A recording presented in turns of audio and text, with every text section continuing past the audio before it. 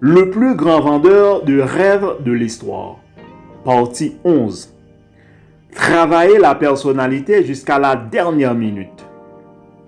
Le maître enseignant a dû révolutionner la personnalité de son petit groupe pour que les disciples révolutionnent le monde. Ce serait la plus grande révolution de tous les temps. Mais cette révolution n'a pas pu se faire avec l'usage des armes, de la force, du chantage, de la pression, car ces outils, toujours utilisés dans l'histoire, ne conquièrent pas l'inconscient. Ils génèrent des serviteurs, pas des gens libres. Le projet de Jésus semblait fou. Il était presque impossible d'agir dans les coulisses de l'esprit des disciples et de transformer des matrices conscientes et inconscientes de la mémoire pour y tisser de nouvelles caractéristiques de personnalité. Nous ne savons pas où sont nos fenêtres de personnalité malades. Pour vous donner une idée, la zone équivalente à la tête d'une épingle contient des milliers de fenêtres avec des millions d'informations dans le cortex cérébral. Comment les trouver? Comment les transformer? Le processus est si compliqué qu'un traitement physique prend des semaines, des mois et dans certains cas, des années pour réussir. La suppression de la mémoire est une tâche facile sur les ordinateurs. Chez l'homme, c'est impossible. Tous les misères, les conflits et traumatismes émotionnels enregistrés ne peuvent être détruits sauf en cas de traumatisme cérébral. La seule possibilité, comme nous l'avons vu, est de superposer de nouvelles expériences au lieu d'anciennes, ce que nous appelons la réédition, ou de construire des fenêtres parallèles qui s'ouvrent simultanément aux malades. Si vous avez une fenêtre parallèle qui contient la sécurité, l'audace, la détermination et qui s'ouvre simultanément sur les fenêtres de la peur, de la panique, de l'anxiété, vous aurez des subventions pour surmonter votre crise. Si vous n'avez pas cette fenêtre, vous avez de bonnes chances de devenir victime. Mais comment rééditer la mémoire des disciples ou construire des fenêtres parallèles en si peu de temps? Honnêtement parlant, c'était une tâche presque impossible. S'il était possible de transporter des psychiatres et psychologues cliniciens les plus distingués à travers une machine à remonter le temps, pour traiter les disciples de Jésus avec 7 séances par semaine, les résultats seraient encore médiocres. Pourquoi? Eh bien, parce qu'ils n'étaient pas conscients de leurs problèmes.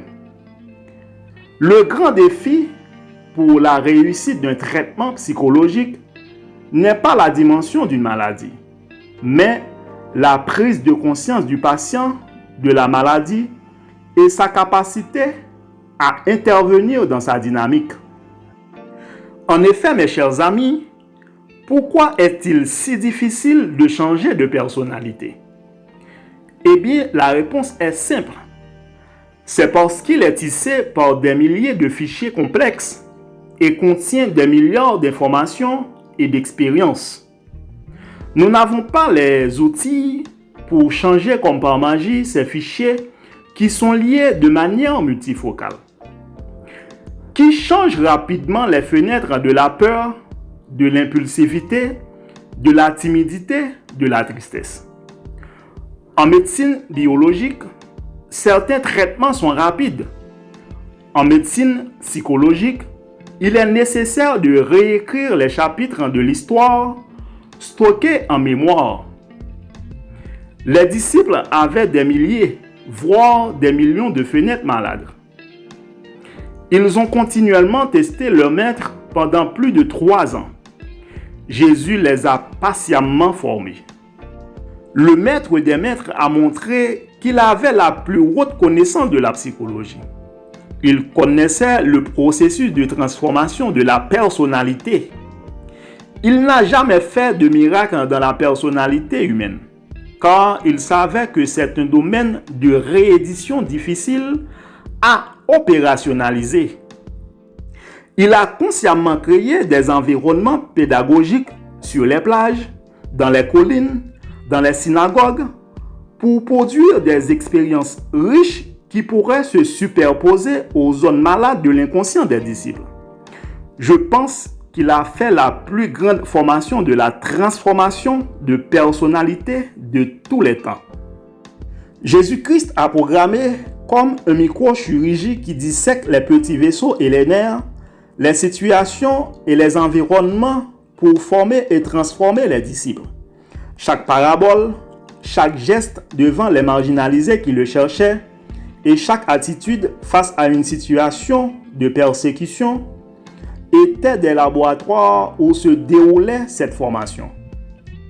Il a prouvé qu'à tout moment de la vie, nous pouvons changer des piliers centraux qui structurent notre personnalité. Ces laboratoires étaient une université vivante. Son objectif était d'exposer spontanément les maux de l'inconscient. Des faiblesses sont apparues, des ambitions ont fait surface, de l'arrogance a fait surface, de la folie a surgi.